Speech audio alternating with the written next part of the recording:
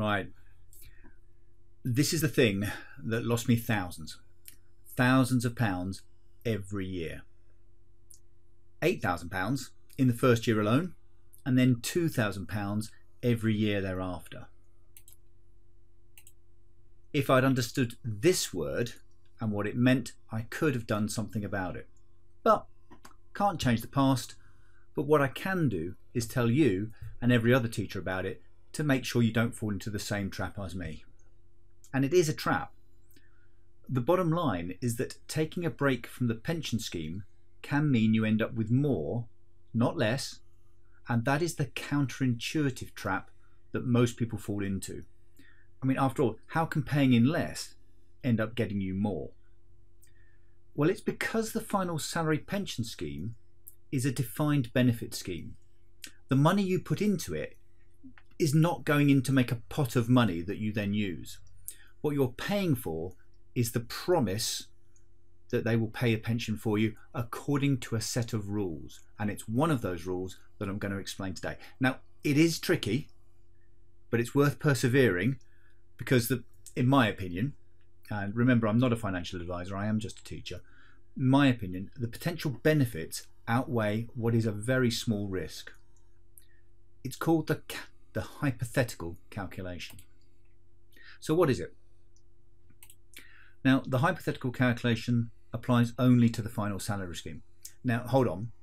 If you're now in the career average, this could still be important to you. If you were teaching before 2012, you will have some of your pension in the final salary scheme. And due to the McLeod age discrimination court case, you're going to be able to claim up to April 22 as final salary years. Right, it is a rule designed to protect teachers' pensions when they have a break in service. Now, that break has to be less than 5 years. It can be as small as 1 day, though that is unusual. More often than not, and what I'm going to show you today is how to create a month's break. It's typically aimed at teachers leaving the profession temporarily to raise a family or to pursue other interests. It's particularly relevant for those who come back on a lower pay scale than they had when they left. You do not need to be unemployed to get such a break. Just opting out for 1 month, as long as you pick the right month, can boost your pension. Now, there are 2 types of hypothetical calculations, the restricted and the unrestricted. The unrestricted is better, so hopefully I can explain what that means. Okay, this is a salary profile of a teacher who has been on the upper pay range since 2004.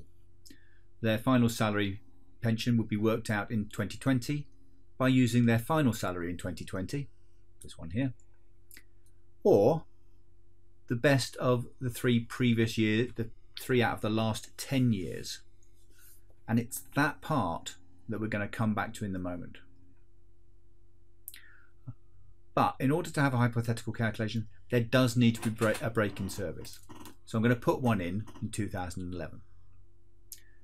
This creates the need for a pension calculation to be taken at 2010, using the final salary at that point. Again, it's either the final year or the average of the best consecutive 3 out of the last 10. Now, if you're not sure what I mean by that, you really need to look at my other video explaining how the final salary is worked out. To work out the final salary for each period, the salaries are first revalued by inflation. Now, each year the government publishes tables to show what the cumulative inflation is for certain years. So, for example, to revalue the 2004 figure up to 2011, that inflation over those 6-7 years is about 22%. That's about 3% a year. So the revalued salaries for this first period look like this. And the second year look like this.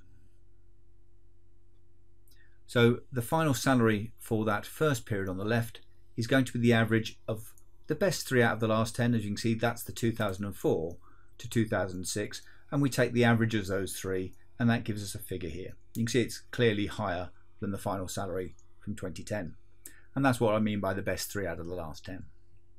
Similarly, we're going to look at the 2020 and we look at the average of the best 3 consecutive here. So 12, 13 and 14, the average of those comes out to be just above what the person was earning in 2020. Now in this example, the final salary in 2020 is more than that from 2010. So this is what is the crucial part that determines whether something is restricted or unrestricted. Because my 2020 figure is more than my 2010, this gives us the unrestricted calculation. If that 2020 had come up under the 2010 figure, it would have been a restricted. So my 2010 figure, 38,600, and my 2020 figure, 41,500. This is important because if you're restricted, this final salary here would only use the 7 years that I was teaching from 2004 to 2010. However, and this is the really good part, because it's unrestricted, it also gets to use the 9 years after the break. So it includes those 9 years from 2012 to 2020. So the 2010 pension is going to be based on all 16 years, not just the 7. And that makes our final salary pension in 2010 worth £7,720. Now you may be wondering at this point, what is the point? And remember, I did tell you it was a tricky rule, and here we come to the part that is difficult for most people to get their heads around. If we look at the 2020 calculation, it uses the same 16 years, but with that higher salary of 41,500. So it must give a bigger result. Yeah? Well, it does. 8,300 is clearly more than 7,720. But this is where it gets interesting. Let me put these on a timeline to explain this real trickiness of what happens next. So I've got my 2010 figure, and it's on my timeline here, 7,000 back in 2010. Whereas the normal pension is worked out to 2020. Now, what happens is that 2010 pension is increased by inflation to bring it up to the value for 2020. And remember that table of inflation figures that I told you about at the start? We look at that again, and this tells us that inflation from 2010 to 2020 is about 20%, just under 2% a year. So our hypothetical pension from 2010 is increased by that 20%, which means in 2020 its value has risen to £9,264. When your final salary pension is worked out, they work out your normal pension and any hypothetical pensions. And the good news is you get the best of them. So in this case, that break in 2011 has given us a pension that's nearly £1,000 more than if we hadn't had the break. I'll finish off with a little bit of fortune telling and explain what I meant at the beginning when I spoke about a risk. It's fortune telling because if you're going to artificially create a break by opting out for a month, there are no guarantees that it will increase your pension because it does depend on what happens in the future. In that sense, you're placing a bet that costs you 1 month's worth of pension against what might happen in the future. Firstly, this is only relevant if you have any service in either of the final salary schemes.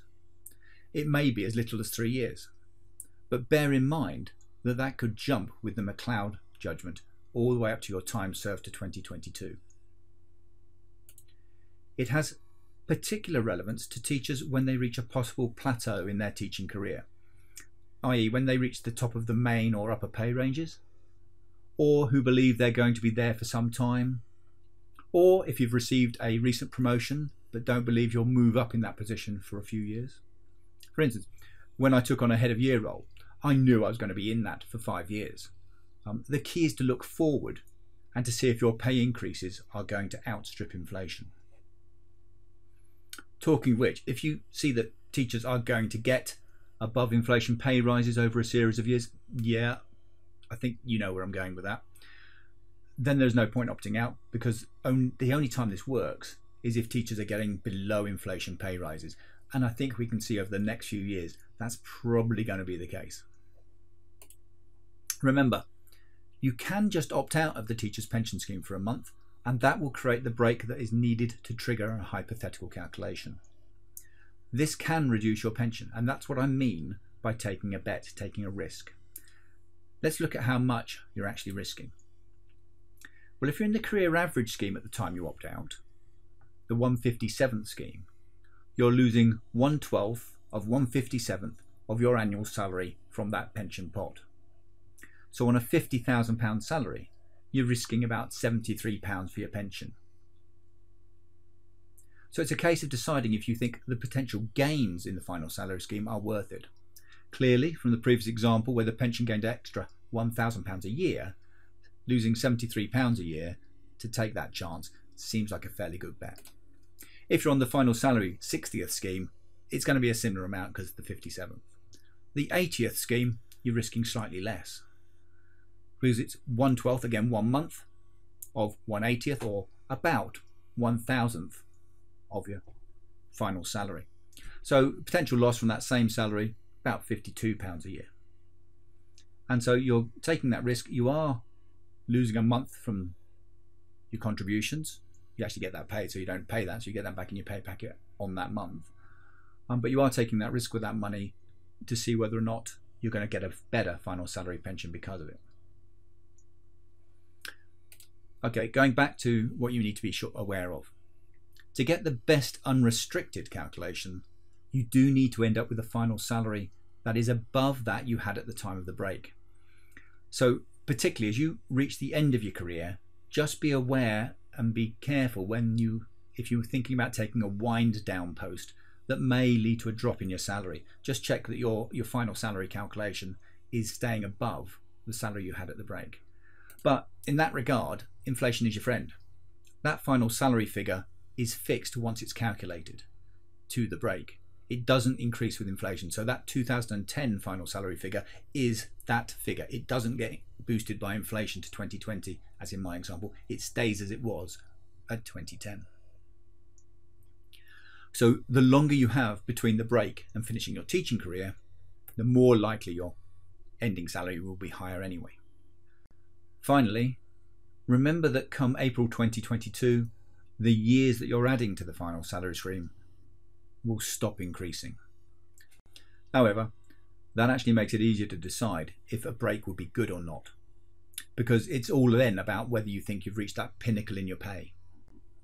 So don't think the advantages of having a hypothetical calculation will end in 2022. If you've got any benefits built up in the final salary scheme, they will continue to be applicable right until the end of your career, because you maintain a final salary link throughout your career, as long as you don't have a break of more than 5 years. If you've got a specific question on this, or you want to know more, or I've really confused you, but you know this is worth looking into, by all means get in touch with me and I'll see if I can help you out.